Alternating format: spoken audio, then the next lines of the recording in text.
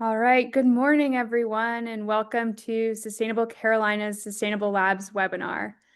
We are a group within the UNC Institute for the Environment, and we're excited to be celebrating University Research Week with you all. Mike Peeler, our Chief Sustainability Officer and Director of the UNC Institute for the Environment and Sustainable Carolina, will give some opening remarks. Mike, I'll let you take it from here. Thank you so much, Abigail, and thank you so much to the panelists for being here. We're excited to celebrate Research Week and celebrate an important part of research, and that's sustainability.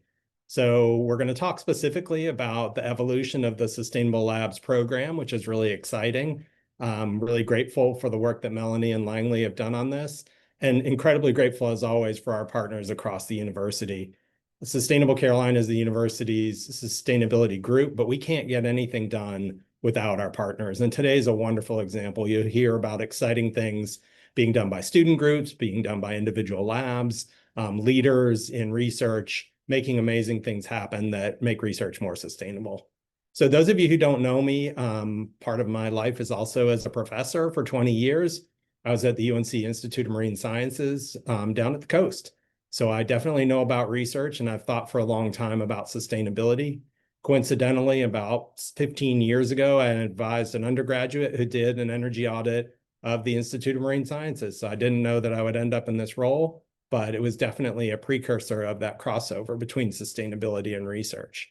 We know research is incredibly important to our world and to our university. So we have Research Week this week. The theme is Research is North Carolina, and that's absolutely the case. So what we'd like to do is talk today about some of the things we're doing to help make the university's billion-plus-dollar research enterprise as sustainable as possible.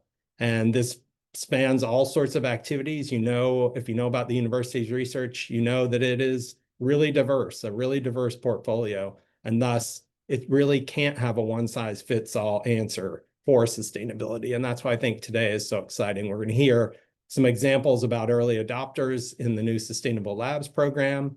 And we're going to hear some answers to the questions that we get very often, like how are you working on sustainability and research? And most importantly, what can I do? So that's the part that I'm really excited about. Our role is definitely not command and control and sustainability. Our role is air traffic control.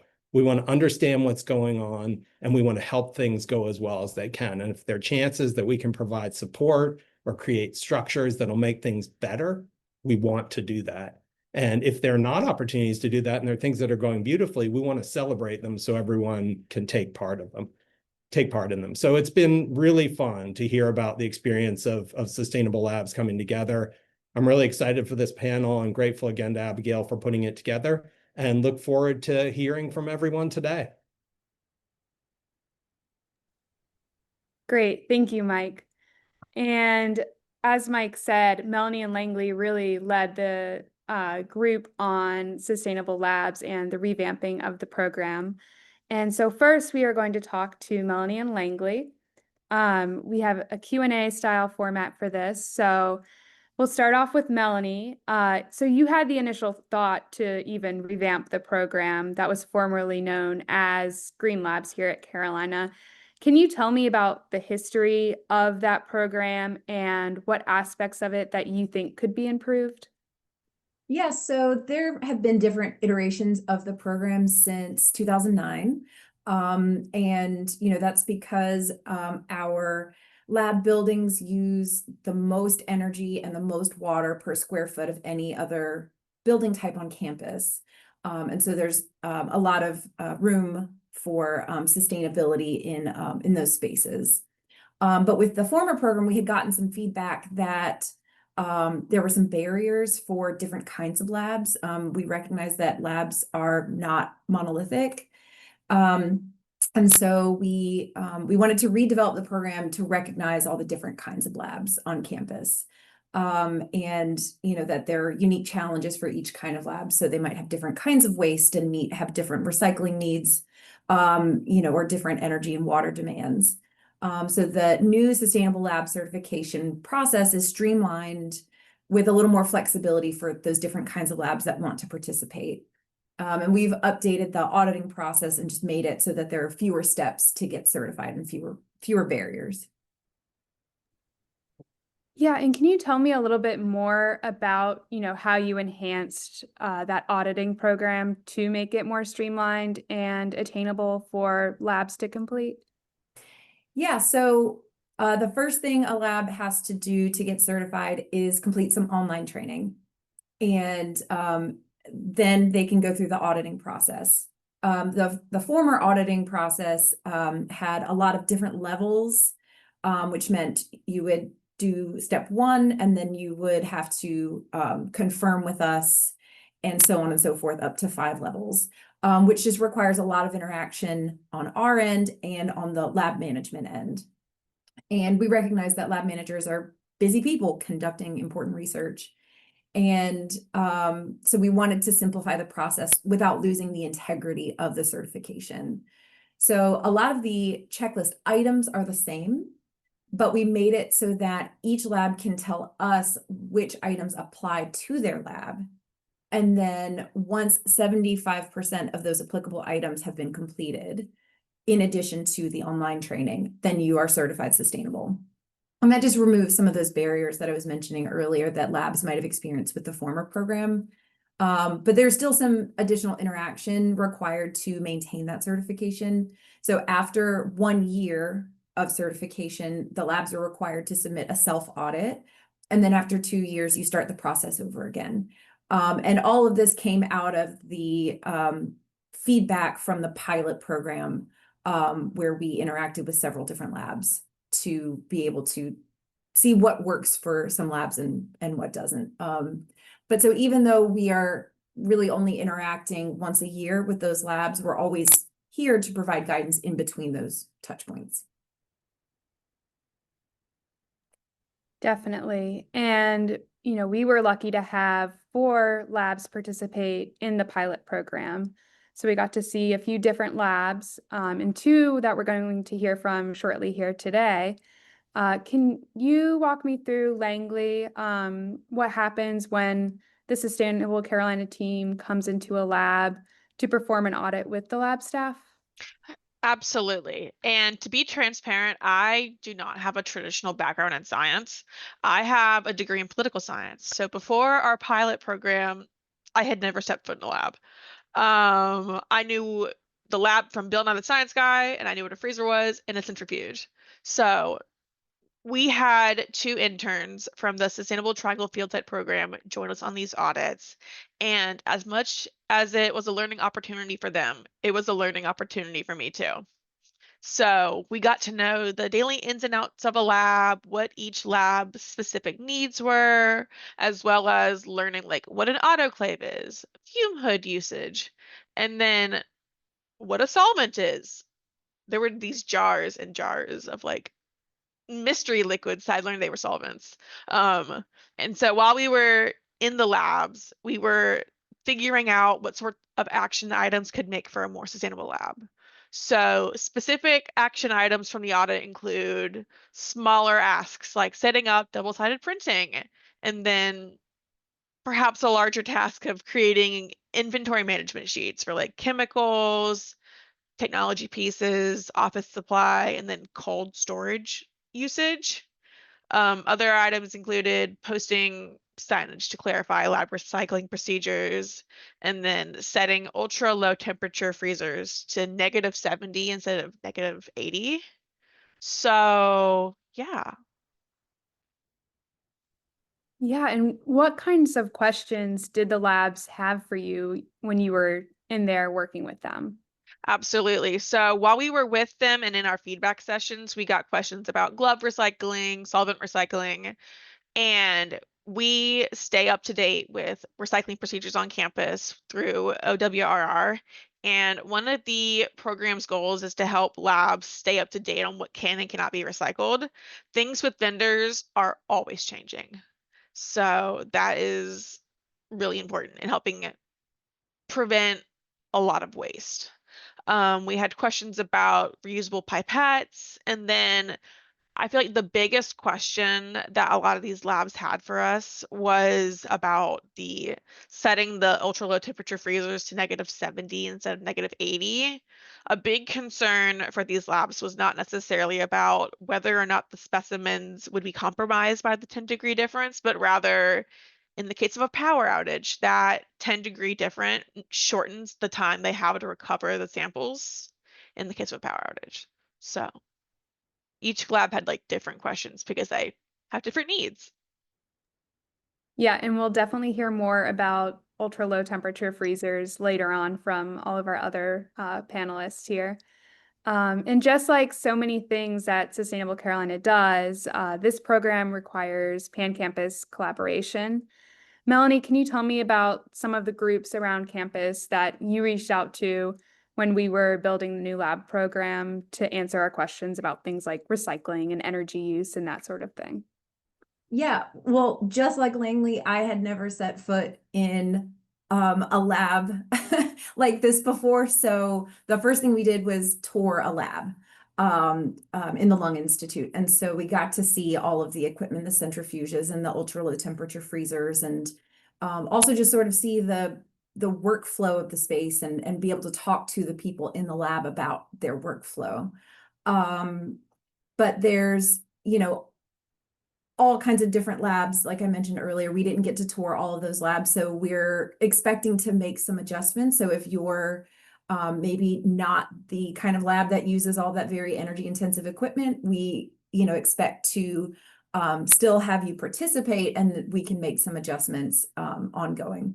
But some other groups that we talked to include energy management, the Office of Waste Reduction and Recycling, and then of course environment, health, and safety, for the sake of chemical management.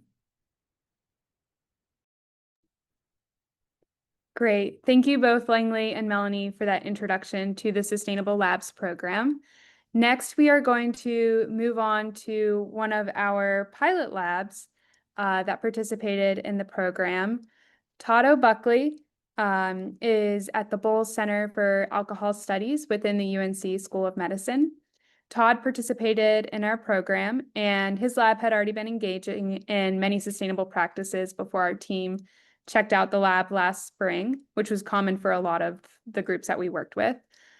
And he's joining us today to share his experiences and some ideas for labs that are looking to make their spaces more efficient. Thank you so much for being with us today, Todd. Thank you for inviting me.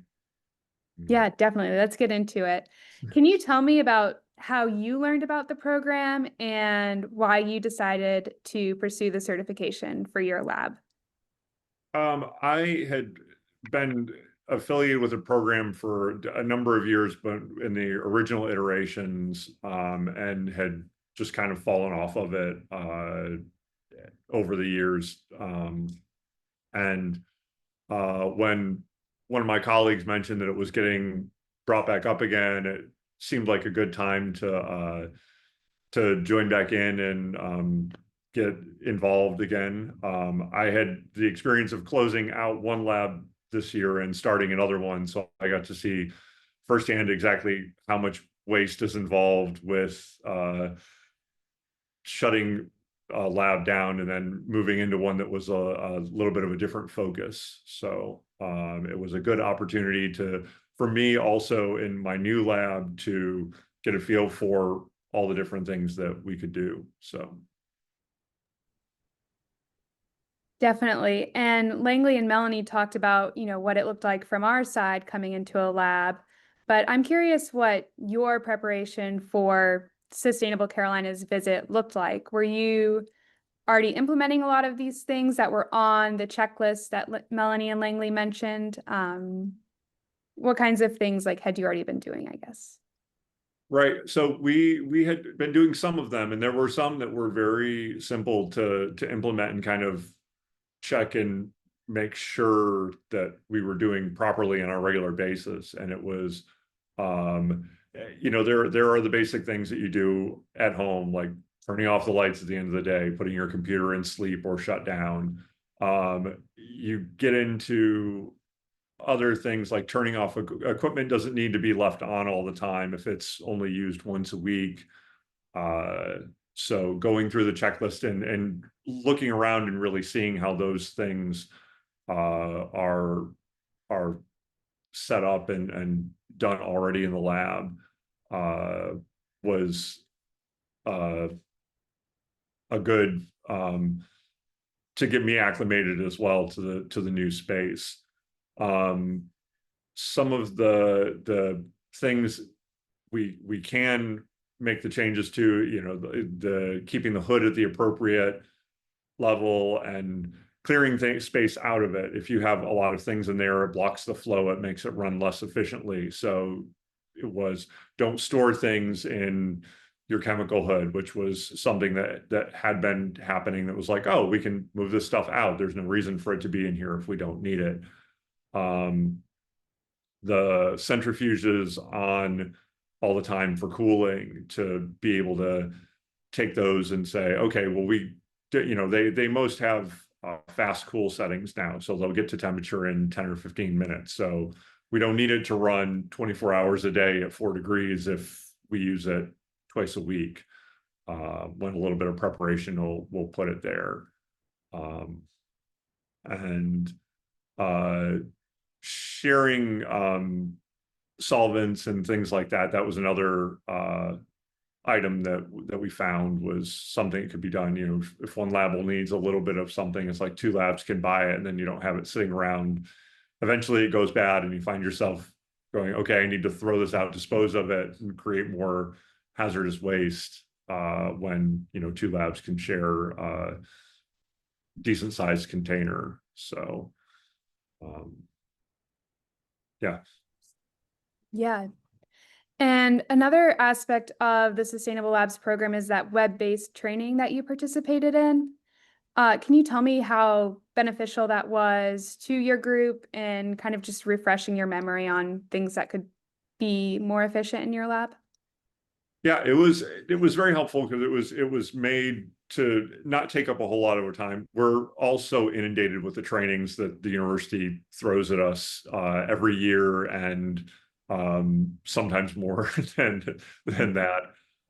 So this was they did a great job of setting it up so that it had easily digestible sections, and, you know, some of them was more, as with everything, some of it will be more useful to some people than others. But it did not take very much time, and it was a helpful refresher prior to doing the spreadsheet of what things to kind of think about as we were doing. I think there were only 3 or 4 sections to do, and it probably took 45 minutes to an hour, I think, at most. So it's fairly, you know, typically fairly easy to carve that much space out to do. So. Yeah. And you mentioned that you help manage a listserv that labs can use to trade equipment and labware that they no longer need.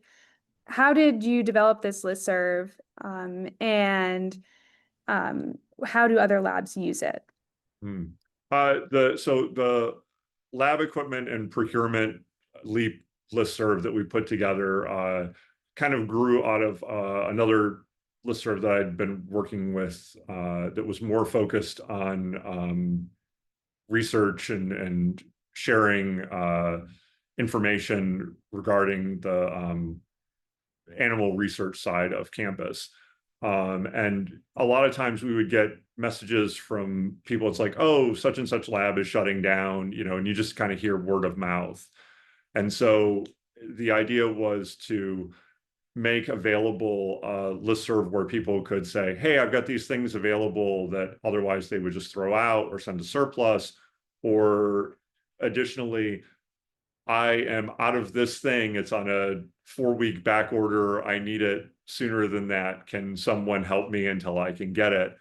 And the university has, with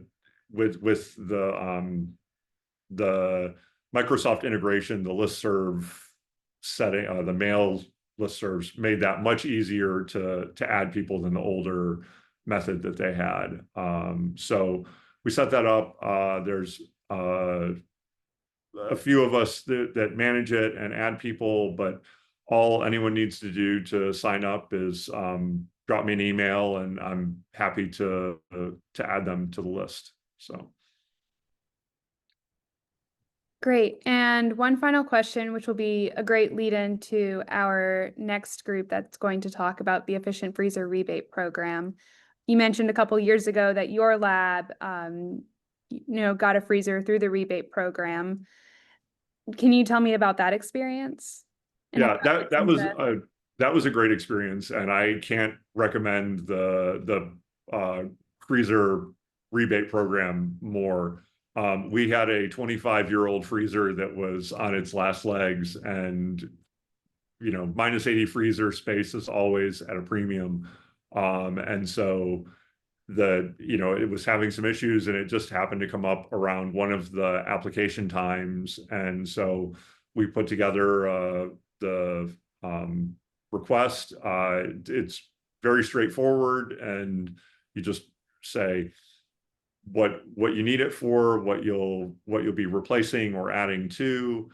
And then they have a great list of freezers that you can select from through a number of vendors, whatever's easiest. And it was a couple of weeks, and we got the great news that we had a portion of our freezer was being paid for. And a couple of weeks after that, we had a brand new freezer, and it's still running great now. So. Yes, it really is a neat program. And I love hearing the stories of different labs and why they needed their new freezer and what they're using it for and everything they're storing in it. So thank you, Todd, so much for being here. And thank you for being a champion of lab sustainability. Thank you, Abigail. Great. Next, we will move on to Max and Tommy. Max and Tommy are co-chairs of the Renewable Energy Special Projects Committee, or RESPC. And now that is a student-run group, and they will have some slides to share, I believe, or a presentation to give. So they manage funds generated by the Student Renewable Energy Fee, and they focus their funding on renewable energy, energy efficiency, and energy education projects. And they are here to talk about that program I just mentioned, the Efficient Freezer Rebate Program. So I will let them take it from here. Hey everyone, and thank you for the introduction, Abigail. I'm Max, and my co-chair is Tommy. Thanks, Tommy. I'm going to share this screen really quick. I've actually just got one slide to show. One moment. Will I pull that up? Let's see.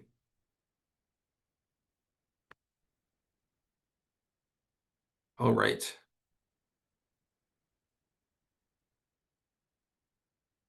So, like Abigail mentioned, our ESPC funds projects related to energy education, renewable energy, and energy efficiency. The Efficient Freezer Rebate Program, or EFRP, has been one of our really most valuable energy efficiency programs that we've been able to push throughout our time here. The basics of this, ultra low freezers,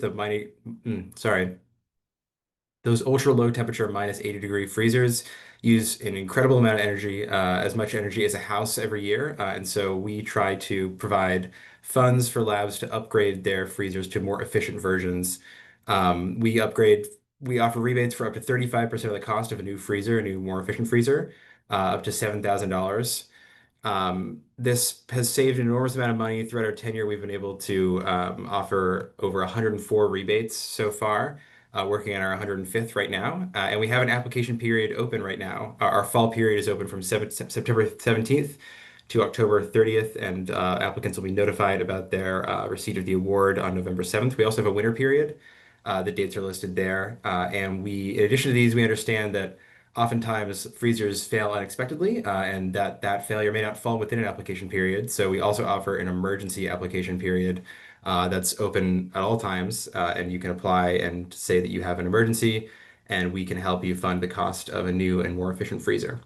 The models that are approved, we've had help from Energy Management to develop a list of approved models for this program. Those are listed on our website, which I will put a link in the chat to. Also, that link will have information about how to apply. So we would love for you guys to apply to this program and save some money on a new freezer, as well as saving a lot of energy in the process. Tommy, did you have anything you wanted to add to that? I think that was most of it. Yeah, as you said, the application window is open. We have some flyers around, if you see them, but as Todd said, the process is pretty straightforward. The only constraint is the list of the accepted labs. And I think it's a program that we're also very proud of. It's where we have the highest impact, and it's something that we've been running for a while, and we hope to have it running for a while as well.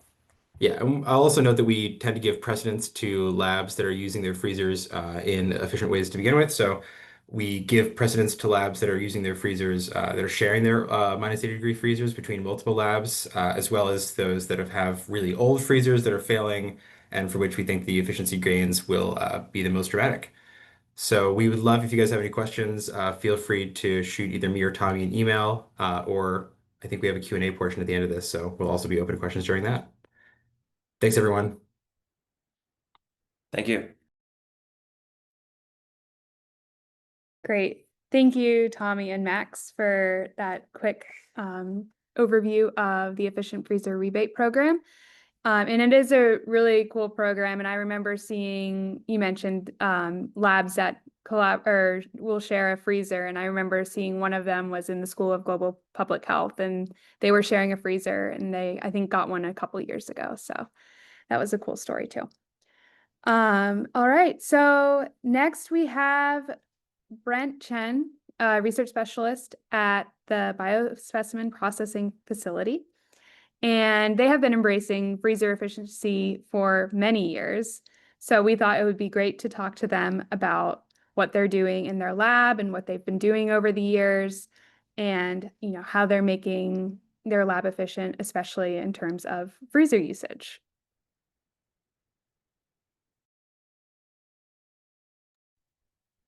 Hi. Okay. So thank you everybody for attending. Thank you, Abigail, for organizing this as well. My name is Brent Chen. I'm again a research specialist at the Biospecimen Processing Facility, and the UNC BSP is a centralized quality control and quality assured facility for the processing of biospecimens. But not only that, we also store and distribute those samples as requested by investigators. And so towards that, we maintain and monitor over 35 ultra low temperature freezers.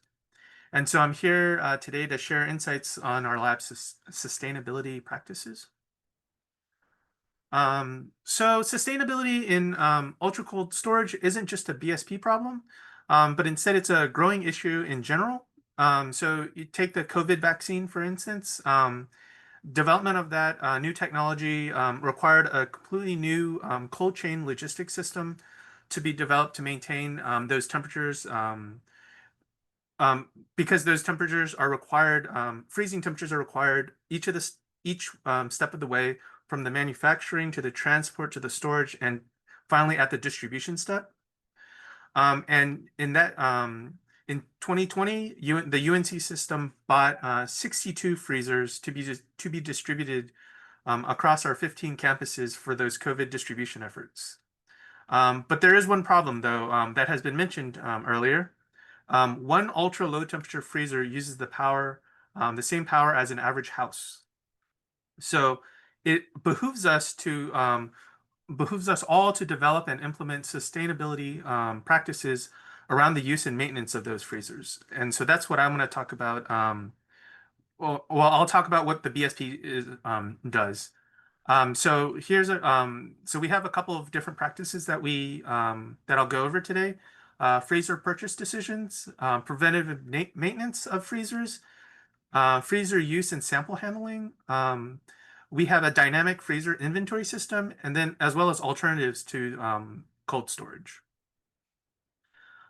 All right, so here are a few factors that we consider when we're purchasing a freezer. Number one is the energy efficiency and sustainability. So if you look on the right at the table, new technologies generally are coming out. If you look at the old 20-year-old Revcos, the refrigerants used have a lot of global warming potential. And in each successive generation of freezer lines, Thermo Fisher bought Revco, by the way. So these are all from like the same freezer line. The newest ones, the TSXs, have very little global warming potential. Another thing that we look at is the compressor design improvements. Now they have variable speed compressors that boost compressor speeds after a door opening. So you open the door, all that cold air leaves, and then when you close that door, now the freezer is warmer, and the freezer needs to cool back down to the desired temperature that was originally set. And so when that door is opened and closed, the freezer knows to ramp up the compressor speed, and then that'll quickly cool down the temperature of the freezers. And then once it gets to that steady state, then it'll maintain a lower compressor speed to maintain it. And that saves a lot more energy than having to have the compressor at full speed all the time to during the steady state operation. Secondly, the second most important issue for us when deciding to purchase a freezer is its performance. So how fast does it recover after being opened? And then also, how well does it maintain the temperature at the steady state? So is it like, constantly going up and down in temperature, even though it stays near the temperature? Does it constantly go up and down? Or is it, maintaining a consistent temperature? The third thing we consider is capacity requirement. So how many samples is this project actually going to generate? Because a half full freezer loses temperature much faster than a full freezer when you open the door. And thus it requires a lot more energy to cool it back down to temperature. So each time you're opening that door to a half full freezer, you're using more energy than you would be using when it's a full freezer. So that leads to potentials for sharing freezers among multiple investigators. At the BSP, we put different projects or multiple projects into the same freezer. And so it's all mixed in there. And so that helps us keep those freezers full. Fourth, the space constraint. So we like to we look for thin wall designed freezers that utilize vacuum insulated panels, and that maximizes the storage space and minimizes the amount of lab footprint. And then lastly, the cost. So that's obviously a very big factor, and I will just plug the RESPC's efficient freezer rebate program for help and pricing details on that. So next, for the preventative maintenance of freezers, one of the things we do is we clean or replace our filters at least twice yearly.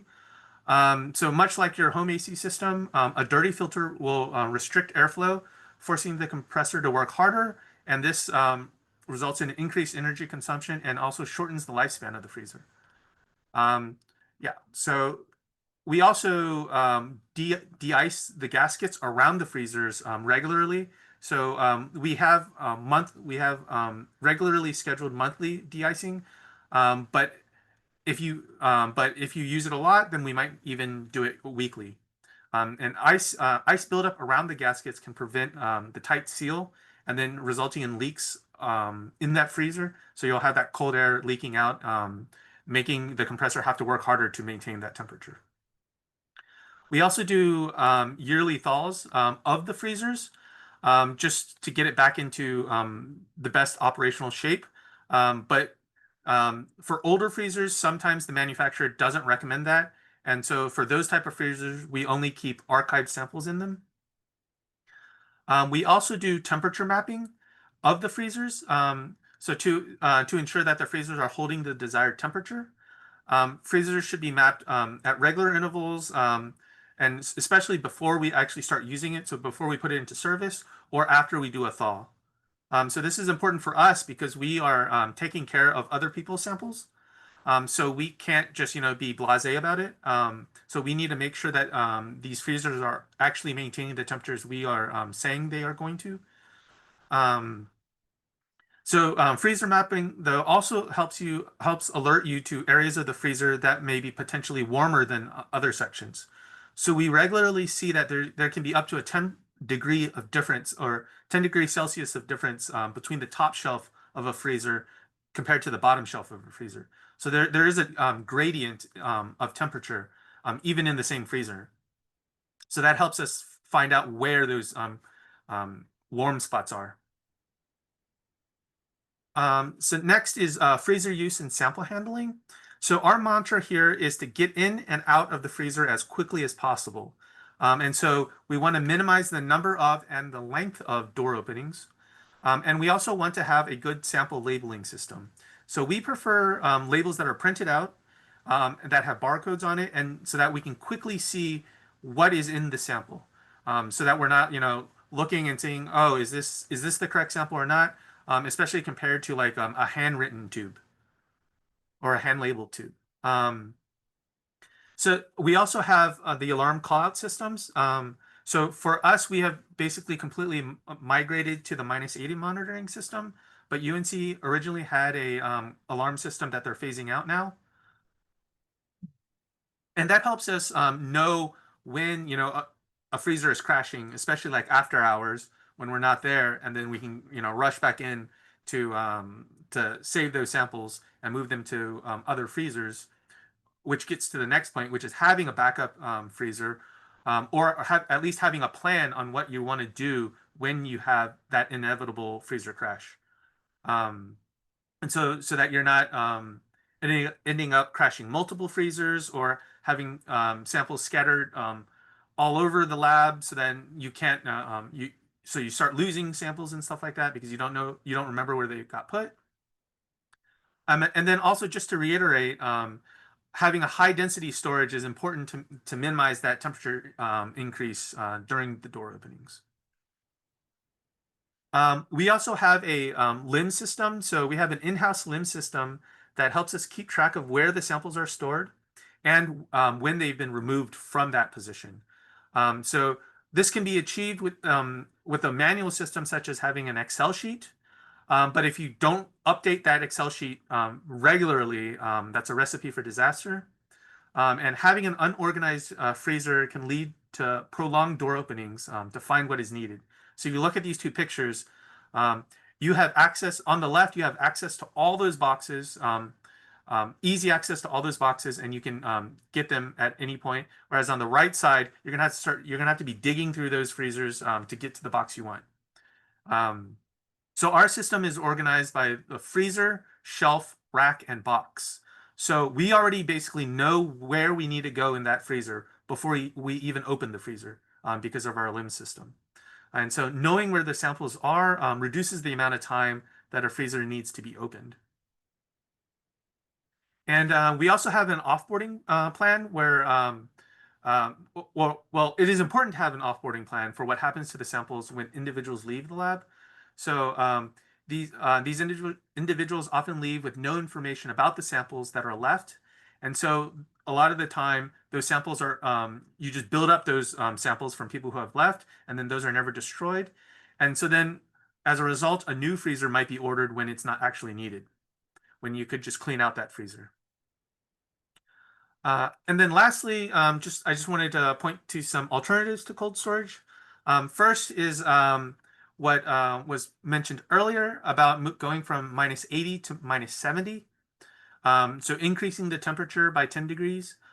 This can save between 20 to 50% of the energy consumption use. But this might not, be the best option for everybody. So it's lab by lab. Other alternatives are to, see if your samples even need to be stored at -80 or -70, right? Some samples could just be stored at -20. Alternatively, you can there are chemical additives that I personally don't know a whole lot about, but these can be added to samples, and then you can have your DNA stored even at room temperature. I don't know a whole lot about them, but those are alternatives you can think about. Here are also some resources you can look at if you're interested. The Sustainable Carolina website, the UNC Green Labs, the RESPC, the freezer rebate program, and then nationally, the Fraser Challenge, My Green Labs, and then the International Institute of Sustainable Laboratories. And that is it for me. Thank you. Thank you, Brent, for that great presentation. And I can't imagine having to deal with, a freezer breaking and trying to figure out where to put all those samples. So the whole backup situation and everything sounds like you have it streamlined. Yeah. All right. Well, that concludes all of our panelists for today. Thank you, Brent. Thank you, Max, Melanie, Tommy, Todd, Langley, and Mike for being here today for our University Research Week event. I have opened the Q&A and the chat for questions, or if you need to use the raise your hand feature to ask a question, we can spend some time doing that. And I've also put the CLE credit link in the chat as well, if you need that. And then while we're waiting for questions, I just wanted to point out one thing that we learned from Todd while we were doing the audit during the pilot of the new Sustainable Labs program. Todd mentioned the same thing that Brent did, which is that your freezers are more efficient when they're full. And so Brent mentioned that density, and what Todd told us is that you can fill gallon jugs about halfway with water. And so you have something frozen in the freezer in case you have some empty space, but you can fill it up with just some water. But you don't want to fill the jug up all the way because the water will expand, which I thought was a good tip. Also, pre-freeze it in a -20 before you put it in the -80. If you put those bottles in the -80, it may crash your freezer.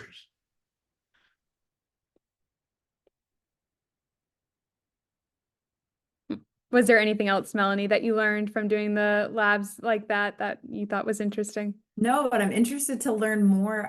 Well, I mean, sure, there's lots of things, but not off the top of my head, but I'm really interested to learn more about these chemicals that allow you to store DNA at room temperature. That's really interesting. So we'll have to look more into that so we can share that resource.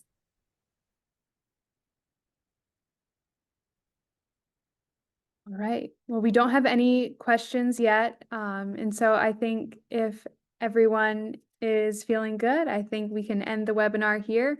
I'm so thankful for you all for being here today, and it was great to celebrate our Sustainable Labs program. And if you are interested in getting involved in the Sustainable Labs program, please reach out to Langley Smith. And if you are interested in the EFRP program, definitely reach out to Max Nelson and Tommy. All right. Thank you so much. Have a good day. Thanks, everyone. Happy Research Week.